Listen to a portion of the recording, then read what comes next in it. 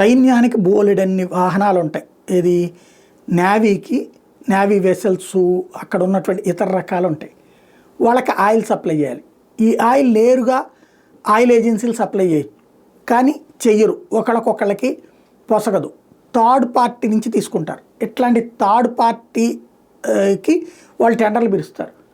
ఏడాదికి ఒక 5 కోట్ల రూపాయల వ్యయంతో ఇట్లాంటి బదిలీ చెయ్యాలన్నటువంటి కాన్సెప్ట్ మీద ఎంపిక అయినటువంటి కాంట్రాక్టర్లని ఒక పొలిటీషియన్ పిలిపించాడట. అధికార పక్షానికి సంబంధించిన ఒక నాయకుడు పిలిపించాడట హైదరాబాద్. ఆ కాంట్రాక్ట్ వదిలేసుకొని మీరని చెప్పారట. ఆ కాంట్రాక్ట్ని మేము వదులుకోమని చెప్పారట వాళ్ళు. సరే ఓ పని చేయండి, మీకు ఎంత నష్టం వస్తుందంటే వాళ్ళు ఏదో లెక్క చెప్పారు. సరే మీ ఇద్దరికి 2 లక్షలు ఇస్తారులే, తీసుకుని చదువుకోండి అని చెప్పారు.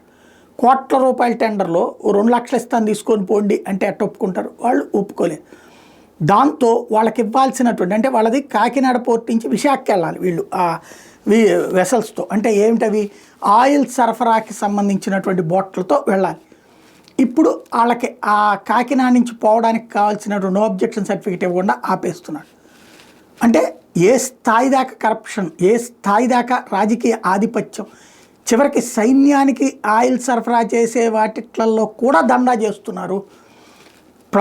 కేంద్ర ప్రభుత్వ ఆయిల్ కంపెనీలతో కూడా దందా చేస్తున్నారు. మా ఇష్టరాజ్యం నడవాలనుకుంటున్నారు. సముద్రం మీద ఆధిపత్యం కావాలని కోరుకుంటున్నారు. ఇది మనం చెప్పట్లేదు.